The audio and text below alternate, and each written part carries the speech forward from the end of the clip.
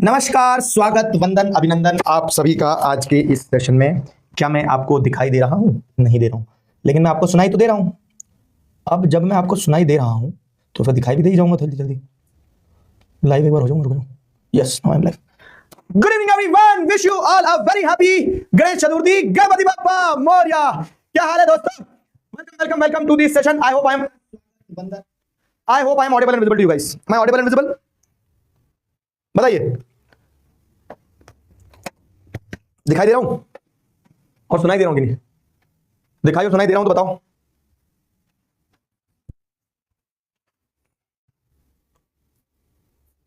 ठीक है, आ जाओ। क्या हाल है मित्रों? बढ़िया, चलो बढ़िया है तो इधर आ जाओ सारे। आज हमारे पास में एक नया चैप्टर है और नया चैप्टर अपन आज से शुरू करने वाले हैं। क्या है वो नया चैप्टर? वो नया चैप्टर है हमारे पास में the making of a global world. The making of a global world is the new chapter, जिसे हम आज शुरू करेंगे। The making of a global world is the new chapter. ठीक है, ये चैप्टर है ना, आपकी एनसीईआरटी बुक में जितना दिया उतना नहीं आना है। ये चैप्टर सिर्फ जो पहला सेगमेंट है चैप्टर का, वो पहला सेगमेंट ही आना है एग्जाम में, बोर्ड एग्जाम में। इस वॉइस बहुत आएगी ही, वॉइस गड़बड़। रुको रुको, उसको सेट कर देता हूं। एक मिनट रुक जाओ मेरे लाल, अभी वॉइस अभी सेट करता हूं।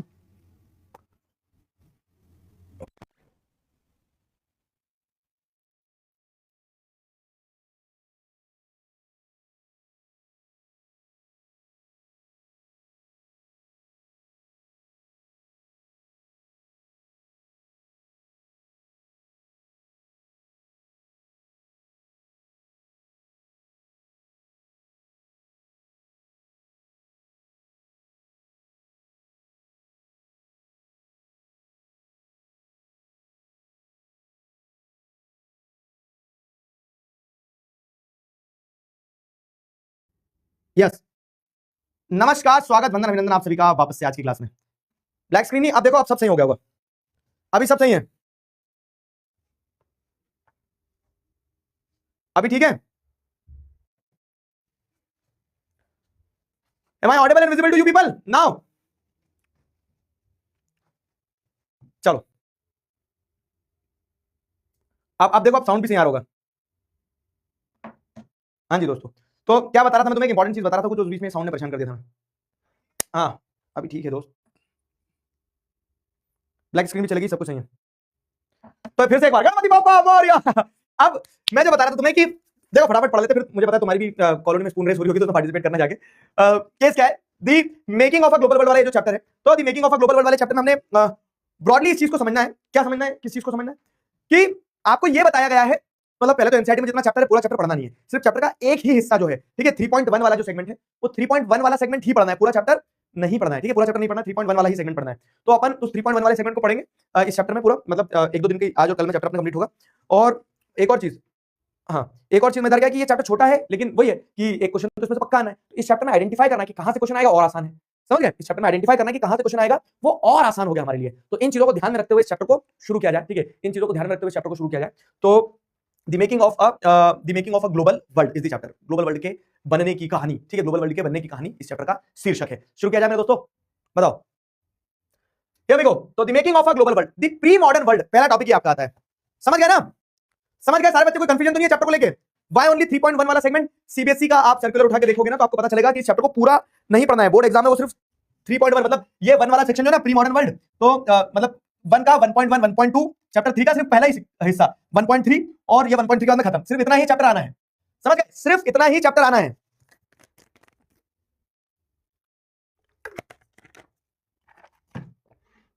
समझे कि नहीं समझे? तो सिर्फ इतना ही सेगमेंट अपने को पढ़ना है, समझना, इतना ही चैप्टर आएगा आपका एग्जाम में। Got it? चलो आगे बढ़ा जाए। तो the making of a global world, अब पहले मैं आपको कुछ कॉन्सेप्ट समझाता हूं। क्या आज हमें ग्लोबल वर्ल्ड में जी रहे हैं या नहीं जी रहे हैं? बताओ। हाँ, ले गुलू गुलू भी कर दी। ठीक है, अब मैं जो पूछ रहा हूं बताओ कि क्या आज हमें ग्लोबल वर्ल्ड में जी रहे हैं या नहीं? चैप्टर 1 और 2 से कुछ लिंक है क्या इसमें? नहीं नहीं, अलग है। चैप्टर 1 और 2 से कुछ लिंक नहीं, अपने आप में स्टैंड अलोन चैप्टर, लेकिन कहीं ना कहीं हिस्ट्री को तो आपको कनेक्ट करना होती है ना। क्या आज हमें ग्लोबल वर्ल्ड में जी रहे हैं? यार चैप्टर खत्म करने के लिए थोड़ी ना पढ़ाया जाता है, चैप्टर पढ़ाया जाता है कि समझ में आए। आज ही खत्म कर दो, क्या होता है? जी रहे हैं। ठीक है, तो ग्लोबल वर्ल्ड में आज हम जी रहे हैं। ठीक है, मान लिया, तुम बोल रहे हो तो मान लेते हैं कि ग्लोबल वर्ल्ड में जी रहे हैं। कैसे हम ग्लोबल वर्ल्ड में जी रहे हैं ये बताओ? क्योंकि हम कनेक्टेड हैं। ग्लोबलाइजेशन का मतलब क्या है? कि आप एक फोन लगाते हो, यूएस में बैठे आपके मौसा जी जो आपसे बात कर लेते हैं। आपको कोई प्रोडक्ट पसंद आया, वो मेड इन फ्रांस है, आप ऑर्डर करोगे तो आ जाएगा फ्रांस से, आपके घर पे आ सकता है। तो समझ लो मेरी बात, क्या बात बताना चाह रहा हूं मैं तुम्हें कि आज हमें ग्लोबल वर्ल्ड में ऐसे जी रहे हैं क्योंकि आज वर्ल्ड पूरी तरह से जुड़ा हुआ है। लेकिन क्या ये वर्ल्ड पहले ग्लोबल वर्ल्ड नहीं था? पहले भी ग्लोबल वर्ल्ड था। लोग पहले भी तो जुड़े थे, पहले भी ट्रेडर्स चाइना से चलते थे, पैदल पैदल पैदल पैदल पहुंच जाते थे यूरोप तक। तो वर्ल्ड पहले भी ग्लोबल था। लेकिन आज क्या हो गया ना, आज वो ग्लोबलाइजेशन का इंटेंसिटी बहुत ज्यादा हो गया है। करेक्ट ना कि हम हमेशा से वर्ल्ड पूरा जुड़ा रहा है। क्लास 9th में तुमने ज्योग्राफी में पढ़ के आए होंगे कि जो आप देखेंगे तो इंडिया से स्पाइसेस मुस्लिम्स वगैरह जाते थे थ्रू लैंड रूट। तो वर्ल्ड हमेशा से जुड़ा रहा है, वर्ल्ड हमेशा से एक दूसरे से कनेक्टेड रहा है। लेकिन आज जो इंटेंसिटी ऑफ कनेक्टिविटी है वो बहुत ज्यादा हो गई है, और उस समय पे जो इंटेंसिटी ऑफ कनेक्टिविटी थी वो उतनी भयंकर नहीं थी, बस ये डिफरेंस है। तो जो इंटेंसिटी ऑफ कनेक्टिविटी है ना वो कम ज्यादा है, बाकी वर्ल्ड हमेशा से ग्लोबल वर्ल्ड रहा है। तो फिर आज क्या है? तो आज का वर्ल्ड ग्लोबल होने के साथ साथ मॉडर्न हो गया है। ठीक है, आज का वर्ल्ड ग्लोबल होने के साथ साथ में मॉडर्न हो गया है। तो the making of a global world जो चैप्टर की हेडिंग है ना, तो अच्छे से समझना कि आज का वर्ल्ड क्या है, कनेक्टेड है, ग्लोबलाइज्ड है। आज का वर्ल्ड कनेक्टेड है, ग्लोबलाइज्ड है। ठीक है, मेकिंग ऑफ ग्लोबल वर्ल्ड की बात करें तो कनेक्टेड है विथ हाई इंटेंसिटी, बड़ी हाई इंटेंसिटी के साथ कनेक्टेड है। आज का वर्ल्ड जो है कनेक्टेड तो है, लेकिन it is connected with very high intensity. आज का वर्ल्ड क्या है? ग्लोबल वर्ल्ड है और हाई इंटेंसिटी के साथ कनेक्टेड है। वर्ल्ड हमेशा से कनेक्टेड रहा है, लेकिन वो जो कनेक्टिविटी बढ़ी है, वो जो ग्लोबलाइजेशन बना है, वो over the period of time और मजबूत होते चले गए। तो हम क्या कहते हैं कि today's world is also global world and the world 1000 year ago was also a global world. लेकिन द लेवल ऑफ या फिर the intensity of connection was varying from that time to now, है ना? तो वो इंटेंसिटी वेरी करती है। फिर क्या हुआ ना, फिर ये ग्लोबल वर्ल्ड तो एक तरह से यूनिफॉर्म हो गया कि पहले भी ग्लोबल वर्ल्ड था, आज भी ग्लोबल वर्ल्ड है। लेकिन एक जो डिफरेंशिएटिंग पॉइंट आ गया वो क्या हो गया? मॉडर्न वर्ल्ड का। मॉडर्न वर्ल्ड क्या होता है? कनेक्टेड तब भी थे, कनेक्टेड आज भी है, लेकिन तब हम मॉडर्न नहीं थे। मॉडर्न किसको बोलते हैं सर? मॉडर्न किसको बोलते हैं? मॉडर्न का मतलब क्या है? मॉडर्न मतलब आप जैसे देख रहे हो, तो जब साइंस और टेक्नोलॉजी का लोगों ने जीवन में बहुत ज्यादा इस्तेमाल करना शुरू कर दिया, तो उसे हम क्या कहेंगे? मॉडर्नाइजेशन कहेंगे, है ना? जब साइंस और टेक्नोलॉजी का बहुत ज्यादा इस्तेमाल हो गया, इंडस्ट्रीज ग्रो हो गई, तो वो मॉडर्नाइजेशन कहलाया। तो एक चीज जरूर है कि वर्ल्ड हमेशा से ग्लोबल वर्ल्ड रहा है, लेकिन एक टाइम के पहले वर्ल्ड मॉडर्न नहीं था। और आज का वर्ल्ड जो है पिछले 100 सालों में आप क्या देख रहे हो कि वर्ल्ड मॉडर्न वर्ल्ड हो गया है ना? पिछले 100-200 सालों से वर्ल्ड मॉडर्न वर्ल्ड हो गया है। तो मॉडर्न वर्ल्ड के पहले कैसा वर्ल्ड था? ग्लोबल वर्ल्ड था, but it was not a modern world. तो वो प्री मॉडर्न वर्ल्ड कहलाएगा। प्री मॉडर्न वर्ल्ड मतलब क्या हो गया कि आज के समय से पहले का। ठीक है, प्री मॉडर्न वर्ल्ड क्या है? तो आज का टाइम, आज का, ठीक है, आज का टाइम, आज का टाइम क्या है? आज का time is equal to global modern world, sorry, आज का time is equal to modern, ठीक है, वर्ल्ड। आज का टाइम इज मॉडर्न वर्ल्ड। ठीक है, आज से पहले का जो टाइम था, ठीक है, आज से पहले का टाइम मतलब आज के टाइम से मेरा मतलब क्या है कि लास्ट, आज के टाइम से मेरा मतलब ये है लास्ट 200 ईयर्स। पिछले 200 साल की अगर हम देखें कहानी, तो पिछले 200 साल को अगर आप देखोगे तो पिछले 200 साल को मॉडर्न वर्ल्ड बोल रहे हैं, लेकिन पिछले 200 साल से पहले का जो समय रहा उसको क्या बोलेंगे? वो मॉडर्न वर्ल्ड के पहले का समय। तो pre modern world. Primary classes आपकी कौन सी है? फर्स्ट से प्राइमरी क्लासेस चालू हो रही है, तो प्राइमरी क्लासेस के पहले वाले टाइम को क्या बोलेंगे? Pre primary classes. समझे? अभी मैंने कुछ पढ़ाया नहीं, अभी मैंने तुम्हें कॉन्सेप्ट दिया है और यही कॉन्सेप्ट को समझना है। तो इस चैप्टर में दी मेकिंग ऑफ ग्लोबल वर्ल्ड में हम देख रहे हैं कि वर्ल्ड कैसा एक ग्लोबल वर्ल्ड बना, कनेक्टेड वर्ल्ड बना, लेकिन उसमें हम सिर्फ प्री मॉडर्न वर्ल्ड के बारे में पढ़ेंगे कि प्री मॉडर्न वर्ल्ड जो था, मॉडर्न वर्ल्ड से पहले वाला समय जो था, वो कैसे ग्लोबल वर्ल्ड था, मॉडर्न वर्ल्ड से पहले हम कैसे जुड़े हुए थे, तो प्री मॉडर्न वर्ल्ड को पढ़ेंगे। ठीक है, आज जल्दी छुट्टी कर देना प्लीज, आरती में जाना है। ठीक है, मुझे भी जाना आरती में, लेकिन अब जो मुझे पढ़ाना है और तुम्हें पढ़ाना है वो तो करना पड़ेगा ना, अपना अपना काम दोस्तों। समझ में आया कि नहीं आया? बताओ जल्दी, जो पूछ रहा हूं वो। मैंने तुम्हें चैप्टर का जिस्ट समझा दिया, चैप्टर का जिस्ट यही है, मतलब जो चैप्टर की एसेंस है वो यही है। ठीक है, अब आगे तो क्या है, फैक्ट फैक्ट फैक्ट पढ़ेंगे, लेकिन जो कंसेप्ट था ना, रीड बिटवीन द लाइंस, कि making of the global world मतलब आज का वर्ल्ड जो कनेक्टेड है वो ग्लोबल वर्ल्ड है। लेकिन इस ग्लोबल वर्ल्ड में भी एक समय था जब हम मॉडर्न नहीं हुए थे, तो प्री मॉडर्न वर्ल्ड कहलाया, और एक समय जो पिछले 200 साल की बात करें तो हम मॉडर्न हो गए थे, तो हम प्री मॉडर्न वर्ल्ड के बारे में पढ़ने वाले हैं। ठीक है, आ जाओ, समझ में आ गया? क्लियर है? तो यहां से शुरू करते हैं। फाइन,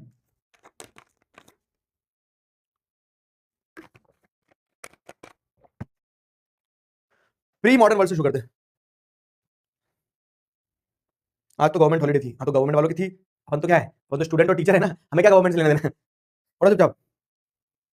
क्लियर हुआ सभी को? वेरी गुड, बहुत बड़े समझदार हो। इसमें 200 साल पहले का पढ़ना है, यस वेरी गुड, 200 साल से 2000 साल से 200 साल पहले का पढ़ना है। तो देखो, व्हेन वी टॉक ऑफ, समझना, आप कैच करते चलना, when we talk of globalisation we often refer to an economic system that has emerged since last 50 years और सो। तो जब हम ग्लोबलाइजेशन की बात करते हैं तो हम एक ऐसे सिस्टम की बात करते हैं कि ग्लोबलाइजेशन आज से जो 50 साल पहले में हुआ वो बहुत तेज हुआ, इसको ग्लोबलाइजेशन बोलते हैं। But as you will see in the chapter, the making of global world has a long history of trade, migration of people in search of work, ठीक है, of trade, of migration of people in search of work, the movement of capital and much else। ठीक है, तो globalisation पिछले 50 सालों में world जुड़ा है, उसको ग्लोबलाइजेशन बोलते हैं। लेकिन जब हम इस चैप्टर को पूरा पढ़ते हैं, क्योंकि हम पूरा नहीं पढ़ते हैं, क्योंकि हम तो एक ही सेक्शन पढ़ते हैं, तो उसमें हमें समझ में आता है कि उसके पहले से भी लोग क्या आपस में कनेक्टेड रहे हैं। ठीक है, कैसे? क्योंकि लोग कनेक्टेड रहे थ्रू दी ट्रेड, लोग कनेक्टेड रहे through the movement of people, लोग कनेक्टेड, माइग्रेशन को लोगों का मूवमेंट ही कहते हैं, through the movement of people in search of work, through the movement of capital, पैसा एक जगह से दूसरी जगह पूंजी गई। तो जब एक जगह से दूसरी जगह चीज जा रही तो तब भी तो लोग कनेक्टेड थे। आज ज्यादा कनेक्टेड है, लेकिन तब भी कनेक्टेड थे, भले ही कम कनेक्टेड हो, है ना। तो as we think about the dramatic and visible science of global interconnectedness, तो हम जो विजिबल साइंस देख रहे हैं, ठीक है, कि वर्ल्ड जो ग्लोबल लेवल पे इंटरकनेक्टेड है, ठीक है, तो as we think about the dramatic and visible science of global interconnectedness in our lives today, we need to understand the phases through which this world in which we live has emerged. ठीक है, तो हमें ये समझना होगा, हमें इस चीज पे गौर फरमाना होगा, इस चीज पे नजर उड़ाना होगी, ठीक है, कि today we need to understand the phases through which this world in which we live has emerged. ठीक है, तो जब आप इस ग्लोबल कनेक्टिविटी को देख पा रहे हैं कि आज वर्ल्ड जुड़ा है लेकिन ये वर्ल्ड हमेशा से जुड़ा है, तो we need to understand the phases. हमें वो क्या मतलब, जैसे एग्जांपल, लोगों के बीच में टेलीकम्युनिकेशन के थ्रू कनेक्शंस हैं, फोन के थ्रू हम बात करते हैं। आज क्या है, व्हाट्सएप कॉलिंग, इंटरनेट कॉलिंग, ये वो सारी कॉलिंग आ गई है, ये एक फेज है, दौर है। तुरंत इंटरनेट से आप, नेटवर्क नहीं भी आ रहा होगा, इंटरनेट वाईफाई है तो वाईफाई से आप काम कर लोगे। एक समय था जब क्या है, सेल्युलर कॉलिंग से जुड़े थे, इंटरनेट का इतना डोमिनेटिंग नहीं था, तो सेल्युलर कॉलिंग सिम के नेटवर्क उससे जुड़े रहते थे। फिर एक समय था जब क्या पर्सनल फोन नहीं होते थे, टेलीफोन के थ्रू लोग जुड़े रहते थे। फिर एक समय था जब खत के थ्रू जुड़े रहते थे। तो कम्युनिकेशन का जैसे सिस्टम है उसने हमें जोड़ के रखा है, लेकिन उस जोड़ने में भी अलग अलग फेजेज रहे कि खत के थ्रू जुड़े हैं, टेलीफोन के थ्रू जुड़े हैं, कैसे जुड़े हैं, है ना, कैसे जुड़े हैं, ये भी एक इंपॉर्टेंट एस्पेक्ट है, मानते हो। अब आपको क्या करना है, आपको इसी चीज पे ध्यान देना है और समझना है इस चीज को, क्या कि वर्ल्ड इंटरकनेक्टेड रहा है। We have seen and we are seeing the visible science of global interconnectedness in our lives, कि हम जुड़े हुए हैं। लेकिन हमारे जो जुड़ाव है ना वर्ल्ड एक दूसरे से, जो एक कंट्री दूसरे कंट्री से जुड़ा है, ये क्या है ना, ये अलग अलग फेजेस में जुड़ा है। ठीक है, और जिससे आज जो आप मॉडर्न वर्ल्ड देख रहे हो, वो मॉडर्न वर्ल्ड हमेशा से मॉडर्न नहीं रहा, वो हमेशा से इतना कनेक्टेड नहीं रहा, इतना ग्लोबल नहीं रहा है, तो उसके फेजेस हैं, तो वो फेजेस को समझना है। ठीक, समझ आ रही मेरी बात। तो ये एक बेसिक इंट्रो जो इंपॉर्टेंट है, जो आपको चैप्टर की जिस्ट दे रहा है, एसेंस दे रहा है, सार बता रहा है कि हमें ये समझना है कि ग्लोबल वर्ल्ड बना कैसे, the making of a global world. तो उसमें फेजेस रहे। तो ग्लोबल वर्ल्ड में एक समय था प्री मॉडर्न वर्ल्ड का, ठीक है, जब क्या हम मॉडर्न नहीं थे लेकिन जुड़े हुए थे। कैसे? तो all through history human societies have become steadily more interlinked. इतिहास उठाकर देखोगे तो तुम्हें समझ में आएगा, क्या समझ में आएगा, इतिहास उठाकर देखोगे तो तुम्हें समझ में आएगा कि human societies have been interlinked, जुड़ी रही है ह्यूमन सोसाइटीज, है ना। फ्रॉम एंशिएंट टाइम्स, कैसे जुड़ी रही है सर, इतिहास से बताओ बताओ बताओ कैसे जुड़ी रही है। तो अब उसमें क्या बताएंगे हम कि एंशिएंट टाइम से ट्रैवलर्स ट्रैवल करते थे, है ना, ट्रेडर्स, प्रीस्ट, पिलग्रिम्स। ट्रेडर्स मतलब ट्रेड करने के लिए जो लोग ट्रैवल कर रहे हैं, प्रीस्ट मतलब कौन है, पुजारी लोग जो हो गए, ठीक है, पिलग्रिम्स मतलब क्या हो गए, जो पूजा करने वाले लोग हैं, या जो बोलते हैं तीर्थ यात्री। तो ये सारे लोग ट्रैवल करते थे, दे ट्रैवल्ड वास्ट डिस्टेंसेस, ठीक है, बहुत दूर दूर तक ट्रैवल करे लोग, क्यों? ताकि उनको नॉलेज मिल जाए, ज्ञान मिले, अपॉर्चुनिटी मिले ट्रेडर्स को ट्रेड करने की, है ना। एंड स्पिरिचुअल फुलफिलमेंट, लोग अपने आध्यात्म की पूर्ति के लिए, स्पिरिचुअल फुलफिलमेंट मतलब कि उनको ब्रह्म ज्ञान की प्राप्ति हो जाए, तो स्पिरिचुअल फुलफिलमेंट के लिए लोग मूव करते थे, है ना। तो इन कारणों से लोग मूव कर रहे हैं। और टू एस्केप परसिक्यूशन, ऐसा भी होता था, लोग इसलिए भी मूव करते थे कि उनकी जान के पीछे कोई पड़ गया है, ठीक है, सजा सुना दी उनको किसी ने, तो भाग के जा रहे हैं, टू एस्केप परसिक्यूशन। समझ रहे मेरी बात। तो ये बताता है कि all through history human societies have been steadily more interlinked, क्योंकि पीपल ट्रैवल्ड, ट्रेडर्स, पिलग्रिम्स और प्रीस्ट, अलग अलग लोगों ने ट्रैवल किया, अलग अलग पर्पस से ट्रैवल किया। तो अब जब लोग ट्रैवल करते थे तो they carried goods, money, value, skill, idea, inventions and even germs and diseases. अब अगर मान लो मैं इंडिया से अमेरिका गया, नहीं जाऊंगा, चिंता मत करो, तुम्हारा सिलेबस कंप्लीट करूंगा, ठीक है। अब अगर मान लो मैं इंडिया से अमेरिका ट्रैवल करूंगा, तो मैं अमेरिका में इंडिया का कल्चर भी तो लेके जाऊंगा। मेरे घर में जब अमेरिका में खाना बनेगा तो दाल बाटी क्यों नहीं बनेगी भाई, बनना चाहिए, क्योंकि मैंने वो इंडिया में सीखा है खाना बनाना, तो मैं अमेरिका में भी खाऊंगा, बनाऊंगा, सीखूंगा। समझ रहे हो कि नहीं समझ रहे हो? तो केस क्या है ना कि जब व्यक्ति ट्रैवल करता है एक जगह से दूसरी जगह, तो वो एक जगह को दूसरी जगह से जोड़ रहा है, ठीक, और जोड़ रहा है, जोड़ने के साथ साथ में क्या कर रहा है, वो वहां जहां जाएगा वहां अपना पैसा, अपनी वैल्यू, अपनी स्किल्स, अपने आइडियाज, अपने इन्वेंशंस, इवन उसके अंदर अगर कोई जर्म से कोई बीमारी, तो वो बीमारी भी लेके जाएगा। चाइना से इंडिया आ गया जो, और वो चाइना से अगर कोविड लेके आया, ठीक है, अगर वो वायरस वहां से लेके आया चाइना से, क्या नाम था, वुहान वायरस तो अगर आप जैसे देखोगे तो कोरोना अगर कोई लेके आया चाइना से इंडिया, तो उसके ट्रैवल के साथ में सिर्फ वो नहीं आया, वो बीमारी भी लेके आया। तो यहाँ पे वही बताया गया है, ठीक है। तो we are interconnected because people travel. Since ancient history हम देख रहे हैं, लोग ट्रैवल कर रहे हैं, अलग अलग पर्पस से ट्रैवल कर रहे हैं, अलग अलग लोग ट्रैवल कर रहे हैं, और वो अलग अलग चीजें अपने साथ लेके जाते हैं जब वो ट्रैवल करते हैं, ठीक है, वो अलग अलग चीजें अपने साथ लेके जाते हैं। तो आप जैसे अगर हम देखें तो एज अर्ली एज 3000 बीसी, ठीक है, 3000 साल पहले की अगर बात कर रहे हैं हम, 3000 बीसी मतलब बिफोर कॉमन एरा, आज के समय से 3000 साल पुरानी बात हो रही है, ठीक है। An active coastal trade linked Indus valley civilisation with present day West Asia. तो इंडस वैली सिविलाइजेशन कहां है? इंडस वैली सिविलाइजेशन जैसे आप देखोगे तो गुजरात से लगा के पूरा पाकिस्तान और इंडिया का ये पार्ट जो नदन पार्ट यहां तक फैली हुई थी। तो 3000 साल पहले के एविडेंसेस मिले हैं कि जैसे इंडस वैली सिविलाइजेशन के लोथल वगैरह जो पोर्ट थे, तो वहां से, ठीक है, आपको एक्टिव ट्रेड देखने को मिलता है to the present day West Asia. West Asia में मेसोपोटामियन सिविलाइजेशन जो थी, वहां ट्रेड होता देखने को मिला आपको, मेसोपोटामियन सिविलाइजेशन में ट्रेड होते देखने को मिला आपको, ठीक है। तो ये क्या दर्शाता है? ये दर्शाता है कि people were linked, not now, 3000 years ago also, ठीक है, 3000 साल पहले भी लोग जुड़े हुए थे, ठीक है। तो हम बोल सकते हैं making of a global world. तो आज जो ग्लोबल वर्ल्ड आप देख रहे हो, आज ग्लोबलाइजेशन देख रहे हो, मेरे लाला, ये ग्लोबलाइजेशन सिर्फ आज नहीं हुआ, आज से 3000 साल पहले से चल रहा है ना, समझे। तो वही है, फार मोर देन अ मिलियन, ठीक है, फार मोर देन अ मिलियन कवरीज। कवरीज की अगर हम बात करें ना, तो अगर आप जैसे देखेंगे तो आज से वही हजारों साल पहले अगर आप जैसे देखेंगे तो कौड़ी जो होती है ना, कौड़ी बोलते हैं, जो ऐसे आंखों टाइप की दिखती है, वो डेकोरेशन में भी यूज करते हैं आर्ट एंड क्राफ्ट वाले, उसको शीशेल भी बोला जाता है, ठीक है। तो कौड़ी भी कहते हैं, कौड़ीज भी कहते हैं, शीशेल भी कहते हैं। तो they were used as a form of currency. हमारे देश में पहले बोलते थे ना कि 2 कौड़ी की औकात नहीं है, तो वो 2 कौड़ी क्या है, 2 कौड़ी को मतलब पहले करेंसी की तरह यूज किया जाता था। शीशेल्स जो होते थे पहले उनको करेंसी की तरह यूज किया जाता था। तो हिंदी में जैसे आप देखो कि कौड़ी जो है शब्द होता है ना, तो वो कौड़ी करेंसी की तरह यूज करते थे, ठीक है। तो हमें क्या एविडेंसेस मिले हैं? हमें एविडेंसेस मिले हैं कि from the Maldives found their ways to China and East Africa. तो ये कौड़ी को जहां करेंसी की तरह यूज किया जाता था, मालदीव से ये कौड़ियां चाइना और ईस्ट अफ्रीका तक पहुंच गई। कौड़ी के पैर निकल आए थे क्या? नहीं, ये कोई लेके गया होगा, कोई ट्रेडर लेके गया होगा एक जगह दूसरी जगह। ये दर्शाता है कि वर्ल्ड जुड़ा हुआ था, ठीक है। The long distance spread of diseases carrying germs may be traced as far back as 7th century। ठीक है, बीमारियां कैरी करने वाले जर्म्स के बारे में भी आपको पता मिलता है, एविडेंसेस मिलते हैं, आगे बढ़ेंगे 7th सेंचुरी में। ठीक है, by 13th century it had become an unmistakable link. ठीक है, और 13th सेंचुरी तक आते-आते ये जो जर्म्स कैरी हुए थे ना, ये एक अनमिस्टेकेबल लिंक की तरह बन गए, जिन्होंने क्या कर दिया, एक सिविलाइजेशन को ही खत्म कर दिया। आगे बढ़ेंगे, मैं बताऊंगा तुम्हें कि कैसे रेड इंडियंस अमेरिका से खत्म हो गए जर्म्स के कारण।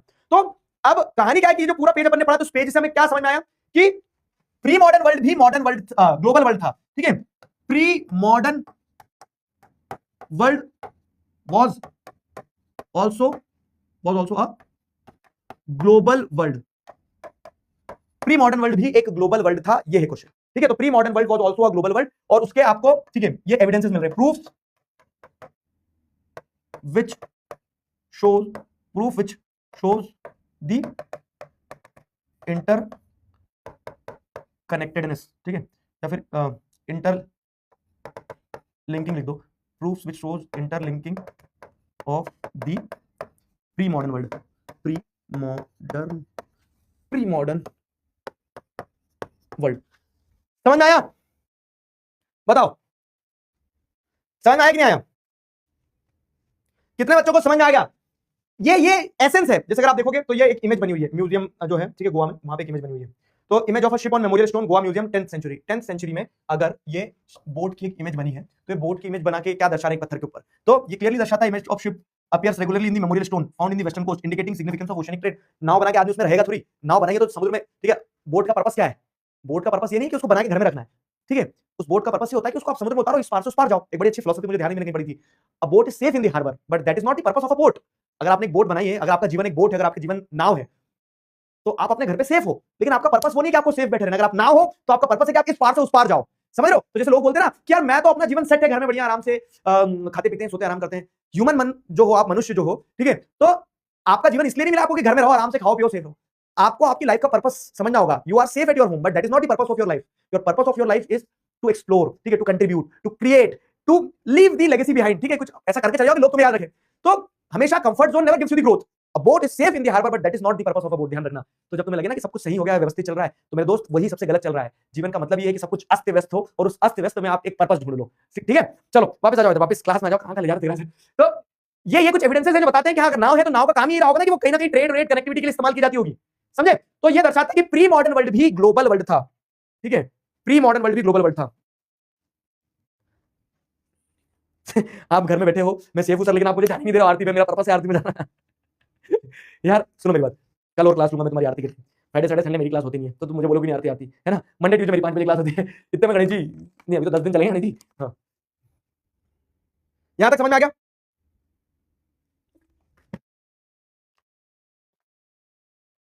यहां तक समझ में आ गया? जब वर्ल्ड पहले ही ग्लोबल था तो फिर उसे ग्लोबल और क्यों बनाया? बताया तो सही कि कनेक्टिविटी हमेशा से रही है।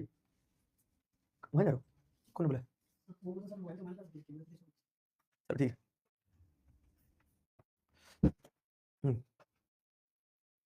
ठीक है। Pre modern world was also the global world. तो ये आपको समझना होगा। क्या समझना होगा कि pre modern world was the global world. ये चीज क्लियर हो गई? अच्छा बात, pre modern world was the global world, ये चीज क्लियर हो गई?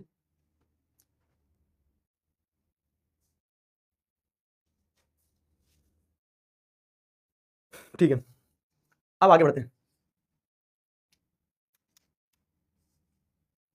ठीक है, यहां तक क्लियर है ना? तो अपने को कुछ इसी के एग्जांपल्स देखने को मिलेंगे कि कैसे प्री मॉडर्न वर्ल्ड में लोग आपस में कनेक्टेड थे। मतलब जब मॉडर्न नहीं होता उस समय पे आपस में कनेक्टेड कैसे थे लोग। ठीक है, तो हाउ पीपल वर कनेक्टेड। तो पहला टॉपिक आपका आता है, क्या आता है पहला topic? The silk route link the world. Silk route जो था उसके थ्रू हम कनेक्टेड थे। अब सिल्क रूट का मतलब क्या है? ऐसा कोई रास्ता बना हुआ क्या जो इस पे एकदम सिल्क लगी हुई है, ठीक है, कि आप चलोगे तो आपके पैर के नीचे हाँ सिल्क ही सिल्क है? नहीं ना। ठीक है, तो the silk route link the world की अगर हम बात करें तो silk route links the world वाला अगर ये टॉपिक समझोगे आप, अच्छे समझना, silk routes link the world, ये टॉपिक अगर आप समझोगे तो आपको समझ में आएगा कि सिल्क रूट एक रास्ता था जिसके थ्रू सिल्क का ट्रेड होता था। और अब एक रास्ता जिसके थ्रू ट्रेड होता था, तो दिखती बात है कि वो रास्ता एक देश से नहीं अनेक देशों से निकला था। अब जब अनेक देशों से निकला हुआ है वो रास्ता, तो अनेक देशों को आपस में जोड़ रहा होगा। सिंपल है, सॉर्टेड है ना एकदम। Silk route links the world, मतलब कि सिल्क रूट क्या है? एक रास्ते के बारे में बताया जा रहा है जो कि वर्ल्ड को जोड़ रहा है। क्यों? क्योंकि वो रास्ता एक नहीं अनेक देश से निकल रहा है। क्या रास्ता था, कहां था, कैसे जोड़ा, किसको जोड़ा, क्या ट्रेड होता था, वो सब समझते हैं। तो ये बता रहा है कि कैसे प्री मॉडर्न वर्ल्ड में वर्ल्ड कनेक्टेड था, तो उसका एक एग्जांपल है सिल्क रूट। समझ गए? आ जाओ, इसमें क्वेश्चन नहीं बनता है, छोटा चैप्टर है, लिमिटेड टॉपिक से लिमिटेड क्वेश्चन बनते हैं, वो मैं आपको बताते चलूंगा। तो आप जैसे अगर हम देखें तो यहां पे बताया गया है कि silk routes are good example of vibrant pre modern trade and cultural links between distant part of world. ठीक है, क्या हो रहा है? अगर आप समझोगे तो silk routes are good example of vibrant pre modern trade and cultural link between distant part of the world.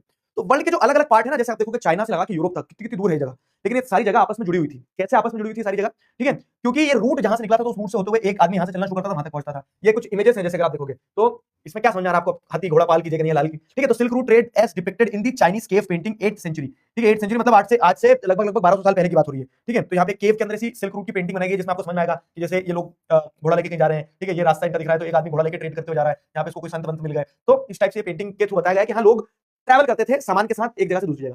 ठीक है, अब ये सिल्क रूट क्या है? तो silk root is a good example of vibrant pre modern trade links and trade and cultural links की pre modern तरीके से जो ट्रेड और कल्चरल लिंक्स थे वो आपको यहाँ पे समझ में आ रहे हैं distance part of the world कि मॉडर्न वर्ल्ड होने के पहले कैसे लोग आपस में जुड़े हुए थे। तो the name silk route points to the importance of west bound silk Chinese cargoes along this route. इस रूट का नाम सिल्क रूट इसलिए रखा क्योंकि west bound Chinese silk cargoes निकलती थी यहाँ से। वेस्ट बाउंड मतलब कि वेस्टर्न वर्ल्ड जो है, ठीक है, ईस्टर्न वेस्टर्न वर्ल्ड समझते हो? तो जैसे अगर आप देखोगे तो यहाँ चाइना है, ये चाइना है मान लो। ठीक है, ये जैसे ये इंडिया है, यहाँ पे ऊपर चाइना है, है ना? तो चाइना से इधर वेस्टर्न कंट्रीज मतलब ये यूरोप है, अगर ये यूरोप है, चाइना है। ठीक है, यूरोप है, चाइना है, ये इंडिया है, समझ में? यूरोप है, चाइना, इंडिया है। तो ये चाइना से गाड़ियां चलती थी, कार्गोस। ठीक है, लोग मतलब बैलगाड़ी वगैरह, उस समय कोई ट्रक नहीं चलते थे, तो ये सिल्क भरते थे इसमें गाड़ियों में और सिल्क पहुंचता था यूरोप में। तो अब क्योंकि सिल्क जा रहा था इस रास्ते से, तो इसलिए इसका नाम पड़ गया सिल्क रूट। समझ गए? इसलिए इस रास्ते का नाम पड़ गया सिल्क रूट। तो सिल्क रूट से ट्रेड होता था, जिससे वर्ल्ड यहां से वहां तक जुड़ा हुआ था, तो वो दर्शाता है कि silk routes link the world, है ना? Silk routes link the world. तो historians have identified several silk routes. Historians ने कुछ सिल्क रूट्स को आइडेंटिफाई किया over land and by sea, knitting together vast region of Asia. ठीक है, Asia के वास्ट रीजन को क्या है, कवर करके रखा है। एशिया के वास्ट रीजन को कवर करके रखा है। एशिया, यूरोप और नदर अफ्रीका सारे लिंक्ड थे। ये ध्यान रखना, जैसे ऑब्जेक्टिव में आ जाता है कि सिल्क रूट के थ्रू क्या क्या कनेक्टेड था, तो आपको यहां देखने को मिलेगा कि सिल्क रूट के थ्रू एशिया से यूरोप तो पूरा कनेक्टेड था ही, और यूरोप के जस्ट नीचे, जैसे यहाँ पे समुद्र है और यूरोप के जस्ट नीचे क्या है, नदर अफ्रीका, ये ऊपर वाला पार्ट। ठीक है, ये नदर अफ्रीका वाला पार्ट हो गया, तो ये नदर अफ्रीका तक सिल्क रूट के थ्रू आदमी कनेक्टेड था। ठीक, तो सिल्क रूट एक रास्ता था जिसके थ्रू सामान जाता था, और सामान के थ्रू क्या है, एशिया, यूरोप, नॉर्थ अफ्रीका, ये नदर अफ्रीका, ये सब कुछ आपस में कनेक्टेड था। ये सब कुछ आपस में कनेक्टेड था। ठीक है, तो they are known to have existed since before the Christian era and thrived almost till 15th century. Before the Christian era मतलब कि जीसस क्राइस्ट के पहले, मतलब जैसे हम देखते हैं ना कि आज 2000 साल हो गए जीसस क्राइस्ट को, 2025 साल हो गए। ठीक है, तो 2025 साल के पहले से एग्जिस्ट करता था ये सिल्क रूट, जब इस पे से ट्रेड होता था, एंड एग्जिस्टेड मतलब and thrived almost till 15th century। तो आज से लगभग 500 साल पहले तक था सिल्क रूट। उसके बाद में इस रूट से भी ट्रेड होना बंद हो गया। क्यों हुआ? उसका कारण सिंपल है कि चाइना से जो पहले के चाइनीज एम्पायर थे वो ट्रेड को बहुत प्रमोट करते थे। 500 साल बाद, मतलब आज से 500 साल पहले से क्या होना शुरू हुआ कि ऐसे चाइनीज रूलर्स आए जिन्होंने चाइना को क्लोज इकोनॉमी बना लिया, तो वो चाइना में अंदर ही अंदर रहना चाह रहे थे। ठीक है, तो इस कारण से वो सिल्क रूट से ट्रेड होना बंद हो गए, और फिर अलग अलग तरह से अलग अलग एम्पायर चेंज हुए, तो उस रूट की सिग्निफिकेंस खत्म हो गई। नहीं तो लंबे समय तक before the Christian era till 15th century ये रूट एग्जिस्ट करता रहा। ठीक है, but Chinese pottery also travelled the same route and did the textile, ठीक है, spices from India and South East Asia. तो इस सिल्क रूट से ऐसा नहीं था कि सिर्फ सिल्क ही जाता था, क्योंकि मेजरली सिल्क जाता था, इस रूट का नाम सिल्क रूट रख दिया। लेकिन इस रूट से चाइना की पोट्री भी जाती थी, जो मटके बनाते थे चाइना वाले, इंडिया से जो मसाले जाते थे, स्पाइसेस, वो भी यहीं से जाते थे। इंडिया के साउथ ईस्ट एशिया वाला रीजन जो है, इंडिया वाला रीजन है, यहाँ से बहुत सारा सामान अलग अलग प्रकार का सब इसी रूट के थ्रू जाता था यूरोप तक। हमारे यहाँ से सामान जाता था और बदले से हम सोना चांदी लेते थे उनसे। ठीक है, in return precious metals like gold, silver flowed from Europe to Asia. मैं तुम्हें कहानी बताता हूँ, ये यूरोप वाले लोग जो आज बड़ा फूल के घूमते हैं ना कि अरे हम तो यूरोपियंस हैं दादा, मैं एक चीज बताऊं, इनको खाना खाते नहीं आता था, कच्चा खाते थे उबाल के। हमने इनको मसाले डालना सिखाया कि मसाले डाल, स्वाद आएगा उसमें। ठीक है, मम्मी ने दिखाया था। तो हमारे यहाँ से वो बता रहा है कि स्पाइसेस हमारे यहाँ से जाते थे, मसाले, कपड़े पहनते नहीं आते थे, पत्ते लगा के घूमते थे जिंगल वाला यूरोप के लोग। हमारे यहाँ से चिंट्स, तुमने 8 क्लास में पढ़ के आएंगे, मुस्लिम ढाका का जो मलमल होता है ना, बांग्लादेश ढाका का, वो मलमल का कपड़ा जाता था यूरोप, और तब इनने कपड़े पहनना सीखा, नंगो पुंगो घुमा करते थे नहीं तो पहले। तो ये सिल्क रूट या एविडेंस शो करता है कि यहाँ से बहुत सारा सामान जाता था एशिया से, और वहां से बदले में क्या होता था, प्रीशियस मेटल जैसे गोल्ड, सिल्वर वगैरह यूरोप से एशिया आता था। ठीक है, अब ये सिल्क रूट का क्या काम था, तो मैंने आपको बता दिया। सिल्क रूट क्या है, pre modern vibrant trade route था जो एशिया, यूरोप और नॉर्थ अफ्रीका को कनेक्ट करता था, जहां पे आपको क्या देखने को मिलता है कि Chinese silk cargoes, Chinese pottery, Indian spices, South Asia से और भी different type of material used to go in the markets of Europe and northern Africa, and in return वहां से प्रीशियस मेटल्स आता था फ्रॉम यूरोप टू एशिया। ये silk route था। अब सिल्क रूट से सामान जा रहा है, तो ये कनेक्टिविटी दिखा रहा है कि वर्ल्ड जुड़ा था। Pre modern world was also a global world, है ना? लेकिन सिर्फ ऐसा नहीं कि सामान ही जाता था, ट्रेड एंड कल्चर, ट्रेड भी हो रहा है और कल्चर भी एक साथ एक्सचेंज हो रहा है। तो trade and culture exchange always went hand in hand. Trade और कल्चर दोनों चीजें एक साथ हो रही थी। ठीक है, ट्रेड भी हो रहा था लेकिन साथ ही साथ कल्चरल एक्सचेंज भी देखने को मिल रहा था। ठीक है, तो trade and cultural exchange always went hand in hand. Early Christian missionaries almost certainly travelled to this route to Asia as did early Muslim preachers and preachers a few century later. ठीक है, तो ये point समझना अच्छे से कि silk route के through सिर्फ ट्रेड नहीं हो रहा था। एनसीईआरटी की छोटी सी बात को क्यों बड़ी बात बोल देते हो? अब सुनो मेरी बात, कितने साल हुए तुम्हें पढ़ते हुए 10th में? पहला साल, 9 सालों को मुझे 10th पढ़ाते पढ़ाते 10वां साल चल रहा है। हर बार, और ये 10 साल में मैंने 100 बार एनसीईआरटी पढ़ी होगी, लेकिन हर बार जब एनसीईआरटी पढ़ते हो तो आपको एक अलग डायमेंशन समझ में आता है। And this is the beauty of learning. जिस दिन तुम ये समझना शुरू कर दो तुम्हें सब आ गया, उस दिन तुम्हें कुछ नहीं आया। जब आप ये मानते हो ना कि हर बार नया पढ़ने पे, जैसे सेल्फ हेल्प बुक पढ़ते हो, कोई सी भी किताब पढ़ते हो कभी, तो तुम देखना जब भी हम कोई किताब पढ़ते हैं तो उस किताब को हम जीवन की जिस स्थिति में पढ़ते हैं, जैसे मान लो आपकी फैमिली में परेशानी चल रही है, आप उस किताब को पढ़ोगे तो आपको उस पर्सपेक्टिव से वो चीज समझ में आएगी। मान लो आपके रिलेशन में परेशानी चल रही है, आप किताब को पढ़ते हो तो आपको उस पर्सपेक्टिव से समझ में आएगी। अगर आप बहुत खुश हो, आप ग्रेटफुल महसूस कर रहे हो, किताब पढ़ते हो तो वही चीज आपको अलग पर्सपेक्टिव से समझ में आएगी। और लगे एनसीईआरटी में क्या है, एनसीईआरटी में भी क्या होता है ना, ओवर द टाइम समझाने के तरीके में, लिखने का क्या पॉइंट ऑफ व्यू रहा होगा, उसमें अलग अलग चीजें समझ में आती है। This is the beauty of keeping the learning curve in a spiral, कि आप घूमते रहो ना उस पढ़ने के चक्र में, तो बहुत मजा आता है। और जिस दिन तुम ये समझ लोगे कि सब समझ में आ गया है, आंसर ही तो याद करना है, कॉपी में लिख के आ जाएंगे, उस दिन तुम पढ़ने को गलत दिशा में जा रहे हो। ठीक है, आ जाओ इधर वापस। तो अब जो मैं आपको बता रहा हूं कि सिल्क रूट के थ्रू ट्रेड होता था, वेल एंड गुड, लेकिन इसी सिल्क रूट के थ्रू ट्रेड के अलावा क्या क्या होता था, कल्चरल एक्सचेंज भी होता था। ठीक है, तो सवाल ऐसे ही पूछ लेते हैं कि how cultural exchange took place through the silk route. तो यहाँ पे क्या है, early Christian missionaries almost certainly travelled this route to Asia. तो जो यूरोप से इंडिया में, एशिया में क्रिश्चियनिटी यहाँ ओरिजिन थोड़ी ना हुई है, क्रिश्चियनिटी एज अ रिलीजन। ठीक है, तो ईसाइयों का धर्म जो है वो यहां से थोड़ी ना पैदा हुआ, ईसाइयों का धर्म तो यूरोप में पैदा हुआ था, जेरूसलम वो वाले एरिया में। देखो क्रिश्चियनिटी, इस्लाम, जुडाइज्म, ये दो तीन धर्म ऐसे हैं जो वहां पैदा हुए जेरूसलम वाले एरिया में, मतलब वहां से इन धर्म की उत्पत्ति हुई है। तो वो धर्म वहां से यहाँ कैसे आए, टिंग टिंग टिंग टिंग, रास्ते के थ्रू आए होंगे ना। तो वही बताया कि Christian missionaries almost certainly travelled to India, Asia through this route. So did the early Muslim preachers. अब इस्लाम भी आज से 1400 साल पहले जन्म हुआ इस्लाम का। ठीक है, इस्लाम एज अ रिलीजन आज से 1400 साल पहले ओरिजिनेट हुआ। तो अब इस्लाम जो है ओरिजिनेट वेस्ट एशिया में हुआ, इंडिया कैसे आया, एशिया कैसे आया, जापान तक कैसे पहुंचे मुस्लिम्स। तो जो अर्ली मुस्लिम प्रीचर्स रहे होंगे, धर्म के जो गुरु रहे होंगे, वो लोग इन्हीं रूट्स के थ्रू आए, सिल्क रूट्स के through. Much before all this Buddhism emerge from eastern India and spread in the several directions. अब जैसे बुद्धिज्म इंडिया की गोद में जन्मा, तो बुद्धिज्म लेकिन आप देखोगे आप चाइना, जापान, यूरोप सब जगह पहुंच गए। तो बुद्धिज्म रिलीजन दूसरी जगह तक कैसे पहुंचा, तो वो भी इसी रिलीजन, इसी डायरेक्शन के थ्रू पहुंचा होगा, सिल्क रूट के। ठीक है, through intersecting points on the silk routes. तो ये बता रहा है कि सिल्क रूट में सिर्फ ट्रेड नहीं हुआ, सिल्क रूट में ट्रेड के साथ साथ कल्चरल एक्सचेंजेस भी हुए। समझे, सिल्क रूट के थ्रू कल्चरल एक्सचेंजेस भी हुए। समझे निंजा थोड़ी।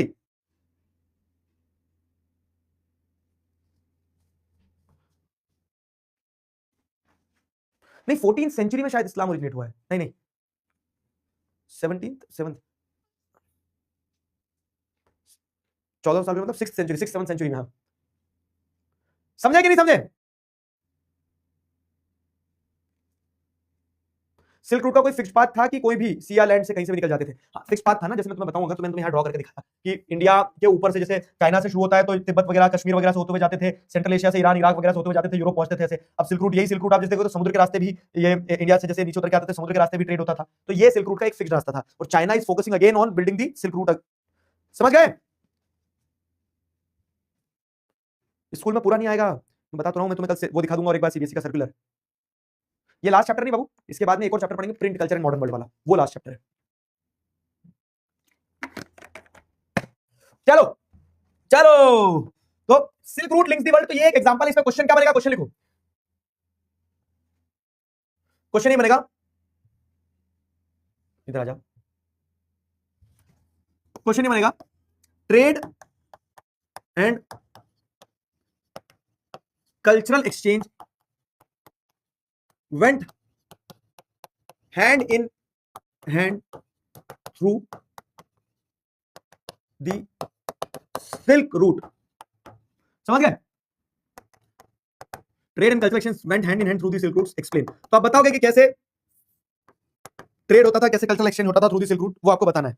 ठीक, मैं तो यूके बोर्ड का हूं, यूनाइटेड किंगडम वाले कब से पढ़ने लगे सीबीएसई में क्या चल रहा है देश दुनिया में। अच्छा, उत्तराखंड पूरा लिखा कर, मार दूंगा खींच के चाटा, यूके बोर्ड लिखा है, उत्तराखंड बोर्ड लिखना। मैं सोच रहा हूं यूनाइटेड किंगडम से बच्चे क्यों आ रहे हैं क्लास में ठीक है, तो देखो अगेन, ये है ना, तुम्हें समझना होगा।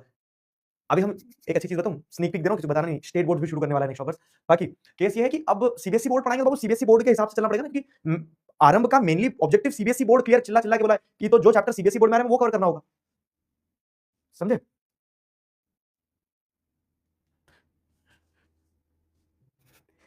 यूके बोर्ड वाह यार, यूके अफ्रीकन बोर्ड से हूं सर मैं, बताऊं तुम्हें। ठीक है, हो गया दोस्त, आरती हो गई, अंताक्षरी, अंकल आंटी खेल रहे हैं, बच्चे कोई होंगे नहीं। मेरी कॉलोनी में मैं ही बच्चा हूं बस, बाकी है तो फिर इतने बड़े बड़े, और नहीं तो है तो फिर सब शादीशुदा। दिक्कत हो गई यार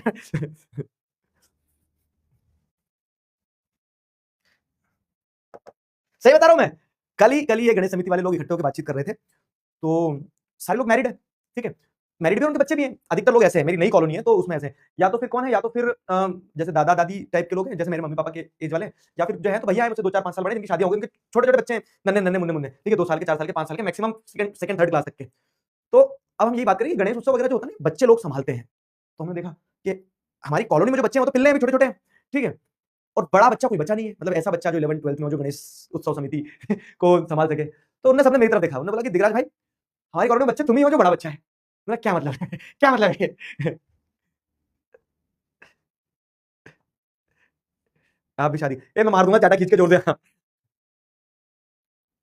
ठीक है, आ जाओ फटाक से आगे का टॉपिक पढ़ लेते हैं। तो फूड ट्रैवल्स, तो हमने सिल्क रूट के थ्रू, तो एक देखिए मैंने क्वेश्चन में दे दिया तुम्हें कि सिल्क रूट के थ्रू अपन ने देखा कि सिल्क रूट के थ्रू क्या होता था, ट्रेड और कल्चरल एक्सचेंज एक साथ हो रहा था, और इस तरह से प्री मॉडर्न वर्ल्ड कनेक्टेड था। अब दूसरा एग्जांपल अगर जैसे अपन देखें तो फूड ट्रैवल्स, ठीक है, दूसरा एग्जांपल है फूड ट्रैवल्स, खाना जो है तो खाना भी ट्रैवल करता है। दूसरा एग्जांपल है खाना भी ट्रैवल करता है, फूड ट्रैवल्स। तो स्पैगेटी एंड पोटैटो की अगर बात करें तो ये स्पैगेटी क्या है, पोटैटो क्या है। स्पैगेटी जो है तो स्पैगेटी का नूडल्स को स्पैगेटी कहा जाता है। कैसे क्या आप सब समझ में आएगा। तो फूड की अगर बात की जाए, फूड की अगर बात की जाए तो food offers many examples of long distance cultural exchange, ठीक है, बहुत सारे ऐसे एग्जांपल्स आपको खाने के थ्रू मिलेंगे जो ये दर्शाते हैं कि कल्चरल एक्सचेंज हो रहा था, ठीक है, कल्चरल एक्सचेंज हो रहा था, जो खाने के थ्रू आपको एग्जांपल्स देखने को मिलते हैं। तो food offers many examples of long distance cultural exchange.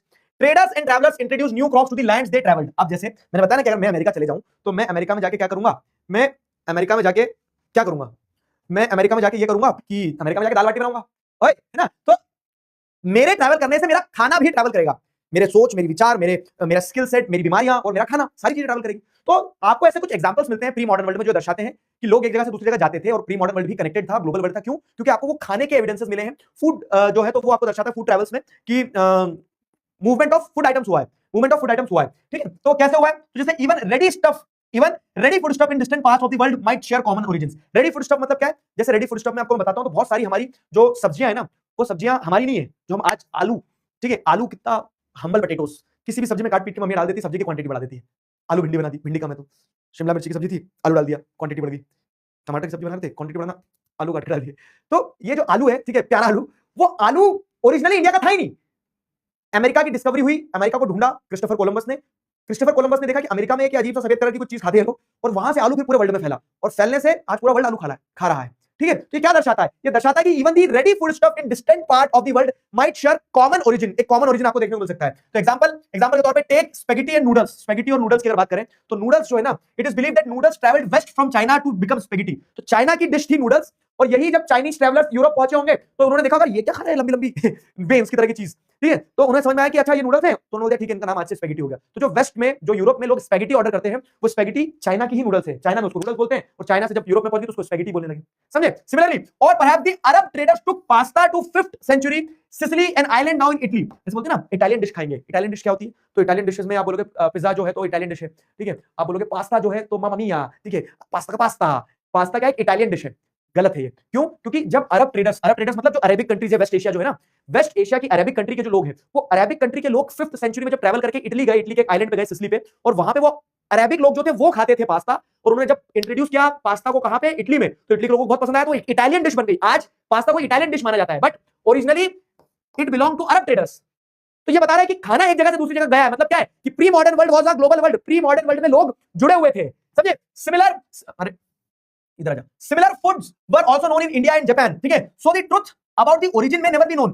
खाने का मतलब जैसे पास्ता जैसी चीज इंडिया और जापान में भी देखी जाती थी, तो क्या पास्ता इंडिया और जापान से गया है, तो उनका ओरिजिन हमें एग्जैक्टली पता नहीं चलेगा। Yet such guesswork suggest the possibility of long distance cultural contact even in the pre modern world. लेकिन ये एक पॉसिबिलिटी क्लियर कट समझ में आ रही है कि अगर खाना एक जगह से दूसरी जगह पहुंचा है तो आलू के पैर नहीं निकल आए होंगे कि आलू दौड़ के गया होगा डिंग डिंग डिंग डिंग। आलू को लोग लेके गए होंगे, मतलब लोग एक जगह से दूसरी जगह जाते थे, मतलब प्री मॉडर्न वर्ल्ड भी एक ग्लोबल वर्ल्ड था, प्री मॉडर्न वर्ल्ड भी कनेक्टेड था, लॉन्ग डिस्टेंस कल्चरल कॉन्टैक्ट आपको देखने को मिल रहे थे, ठीक है। समझ आया, समझे नहीं समझे। तो many of our common foods, जैसे बहुत सारे कॉमन फूड जो हम आज खाते हैं ना, पोटैटोज हो गए, सोया हो गया, ग्राउंडनट हो गया, मेज हो गया, टोमेटोज हो गए, चिलीज हो गई, स्वीट पोटैटोज हो गए, and so on, were not known to us और our ancestors until about 5 century ago. 500 साल पहले, बहुत शॉकिंग फैक्ट बता रहा हूं मैं, तुम धरती हिल जाएगी तुम्हारे। ये सारी चीजें जो लिखी ना, आलू, सोया, ग्राउंडनट, भुट्टे, मेज, टमाटोज, टमाटर, चिलीज, मिर्चियां, ठीक है, स्वीट पोटैटोज, ये सारी चीजें आज से 500 साल पहले हमें पता ही नहीं थी कि ये होती भी है, ठीक है। These vegetables were not known to us, ये डिस्कवर ही नहीं हुए थे। क्यों? क्योंकि 500 साल पहले ही अमेरिका को डिस्कवर किया, अमेरिका को ढूंढा गया। अमेरिका था दुनिया में हमेशा से, लेकिन जैसे तुम अगर देखोगे ना, अमेरिका के साथ दिक्कत क्या है, अच्छी इंटरेस्टिंग चीज बता रहा हूं, देखो कि जैसे अगर आप देखोगे तो ये अफ्रीका है, ठीक है, अफ्रीका भी जुड़ा हुआ है लैंड से, यहां से जुड़ा हुआ है, ये यूरोप है, इधर चाइना वाइना है, ये इंडिया है, तो इतना पार्ट वर्ल्ड का लैंड से जुड़ा हुआ है। तो जितना जमीन से जुड़ा हुआ था उतना तो आदमी क्या करता है, पैदल डिंग डिंग डिंग डिंग डिंग डिंग डिंग पूरा नाप दिया, घूम लिए, पैदल पैदल पैदल पैदल पैदल पूरा घूम लिए। लेकिन यहां बीच में एक ओशन आता है, इसका नाम है अटलांटिक ओशन, ठीक है। अब इस अटलांटिक ओशन के बाद में यहां अमेरिका है। अमेरिका कहां है? इस अटलांटिक ओशन के बाद में अमेरिका, ये यहां है, ये अमेरिका है। तो अमेरिका आज से 500 साल पहले तक हमें पता ही नहीं था कि अमेरिका जैसी कोई जमीन भी है एक। वो तो क्रिस्टोफर कोलंबस यहां से निकला यूरोप से और जाके अमेरिका की धरती पर टकराया, तब उसको समझ में आया, अरे भाई मैंने तो खजाना ढूंढ लिया। और वो ढूंढने निकला था इंडिया, पता है, क्रिस्टोफर कोलंबस निकला था ढूंढने इंडिया, लेकिन वो जाके अमेरिका पे टकरा गया। तो एक नई लैंड डिस्कवर कर ली उन्होंने, और वहां जब देखी तो वहां के लोग क्या है, आलू की खेती कर रहे हैं, ठीक है, ग्राउंडनट की खेती कर रहे हैं। तो बहुत सारा हमारा कॉमन फूड जो आज हम खा रहे हैं was not known to our ancestors till about 5 century ago, ठीक है। तो these foods were only introduced in Europe and Asia after Christopher Columbus accidentally discovered the vast continent that would later become known as known as Americas, ठीक है। तो हमारे बहुत सारे ancestors जो हैं, ठीक है, उन्हें पता ही नहीं, मतलब बहुत सारे सभी को नहीं पता था, क्योंकि ये खाना एशिया में और यूरोप में आया ही कब, जब क्रिस्टोफर कोलंबस ने एक्सीडेंटली अमेरिका की डिस्कवरी करी, ठीक है। अमेरिकास क्यों लिखा यहाँ पे, क्योंकि ऊपर नॉर्थ अमेरिका, नीचे साउथ अमेरिका, पूरा वो एक स्ट्रिप जो है ना, अमेरिका वर्ल्ड मैप देखना तो नॉर्थ से साउथ अमेरिका की पूरी एक स्ट्रिप है, वो पूरी की पूरी स्ट्रिप दर्शाती है कि कैसे अमेरिकास को ढूंढा गया। समझे समझे कि नहीं समझे? अरे झूठ झूठ मार दूंगा चाटा खींच के, झूठ क्यों बोलूंगा, बोला मैं मान ही नहीं सकता, झूठ बोल रहा हूं सर। सच बात है, ये सच बात है। 500 साल पहले हमें पता ही नहीं था ये सारा खाना। जब हमने इस खाने को डिस्कवर किया तो हमें समझ में आया कि हाँ, हम अमेरिका से कनेक्टेड है 500 साल से। समझे? ये खाने को जब डिस्कवर किया तब हमें पता चला कि हम अमेरिका से कनेक्टेड है। तो ये शो करता है कि how these are some of the examples which shows कि how food connects the world. Pre modern world में खाने के थ्रू कैसे हम कनेक्टेड थे। Last paragraph for today's class, ठीक है, last paragraph for today's class. तो ये शो करता है कैसे खाने के थ्रू हम कनेक्टेड थे। Here we will use America to describe North America and South America in the Caribbean island. तो अमेरिका मतलब वो पूरी पट्टी जिसको डिस्कवर किया गया बाद में, वो जमीन का हिस्सा। In fact, many of our common foods came from America's original inhabitants, the American Indians, ठीक है। अमेरिका के ओरिजिनल इनहेबिटेंट्स को अमेरिकन इंडियंस कहा जाता है। पता है क्यों? वहां की जो जैसे गए क्रिस्टोफर कोलंबस और यूरोपियंस जब पहुंचे, उन्होंने देखा कि यहाँ जो लोग रह रहे हैं उनका नाम उन्होंने क्या रखा, रेड इंडियंस, क्योंकि वो इंडिया ढूंढने निकले थे यूरोप से। क्यों ढूंढ रहे थे इंडिया को सर? इंडिया को सोने की चिड़िया कहा जाता था। उन्हें पता था कि सिल्क रूट के थ्रू ट्रेड होता, तो ये हमें मसाले देके जाते थे, हमसे सोना चांदी लेके जाते थे। तो उन्हें पता था कि इस देश में बहुत पैसा होगा, तो इंडिया ढूंढने निकले थे, लेकिन ढूंढ लिया उन्होंने अमेरिका, ठीक है। तो अमेरिका के लोगों को उन्होंने क्या कहा, वहां के अमेरिका जो ओरिजिनल लोग थे उनको अमेरिकन इंडियंस कहा, क्योंकि वो ढूंढ इंडिया ही रहे थे, ऐसा, ठीक है। ये हो गया। आप देखो क्या, तो ये खाने की विशेषता बता कि कैसे खाने के थ्रू वर्ल्ड जुड़ा हुआ था। अगली चीज, sometimes the new crops could make the difference between life and death, ठीक है। कभी-कभी ये जो नई क्रॉप जो इंट्रोड्यूस हो रही है, तो ये न्यू क्रॉप्स जीवन और मरण के बीच में एक डिफरेंस पैदा कर सकती थी। Sometimes the new crops could make a difference between life and death. जैसे यूरोप का जो गरीब व्यक्ति थे ना, they began to eat better and live longer with the introduction of humble potatoes. जैसे जब आलू की डिस्कवरी हुई, तो आलू की डिस्कवरी से क्या हुआ कि यूरोप का जो गरीब व्यक्ति था वो अच्छा जीवन जीने लगा उसको, क्योंकि पहले क्या होता ना, पहले प्रोटीन कहां से लाओगे आप?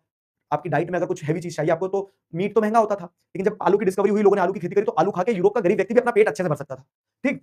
तो European poors began to live a better life and longer life with the introduction of humble potato. लेकिन फिर क्या होता है, आयरलैंड में क्या होता है, आयरलैंड में एक तरह से पोटैटो फेमाइन आती है। ये देखो, उसकी मम्मी खेत में से कुछ खोद रही है, बच्चा पोटैटो ढूंढ रहा है। आयरिश पोटैटो फेमाइन आती है 1849 में। तो आयरलैंड में एक बार पोटैटो फेमाइन आती है, उसका इंपैक्ट क्या होता है, Ireland's poorest peasants became now dependent on potatoes that when diseases destroyed the potato crop in the mid 1840s, hundreds of thousands died of starvation. तो how a crop can make the difference between life and death, तो इसका example है कि आलू के introduction से लोग अच्छा खाने लगे, अच्छा जीवन जीने लगे। लेकिन जब एक बार फसल खराब होती है आलू की, तो आयरलैंड का जो गरीब व्यक्ति था वो इतना डिपेंडेंट हो गया था कि अब सब आलू ही खा रहे थे। लेकिन जब आलू की फसल खराब हुई तो आलू मिला नहीं, तो लोगों को खाने के लिए और कुछ मिला नहीं, और कुछ खरीद सकते नहीं थे, तो हजारों लाखों लोग जो है वो भूख के मारे मर गए, ठीक है। तो दीज आर द एविडेंसेस जो शोज कि प्री मॉडर्न वर्ल्ड में फूड जो था तो वो कितना इंपॉर्टेंट रोल प्ले करता था, फूड के थ्रू कैसे वर्ल्ड कनेक्टेड था। That is the story.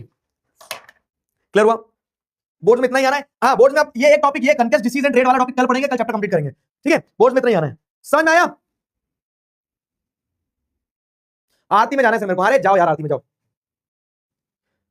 मैं ट्रिप पे भी क्लास लगा रहा हूं, गिव मी प्रेज। अरे वाह, लेकिन ये बच्चे का नाम मस्ती के मूड में हो गया, मैं नहीं ले तुम्हारा नाम, ठीक है। क्लियर हुआ?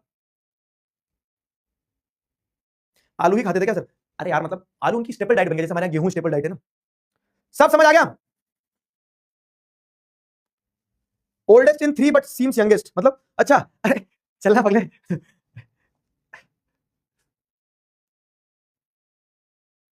क्लियर हुआ? क्लियर हुआ?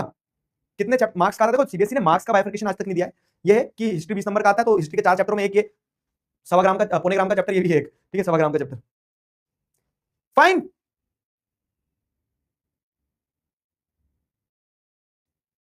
चलो भाई।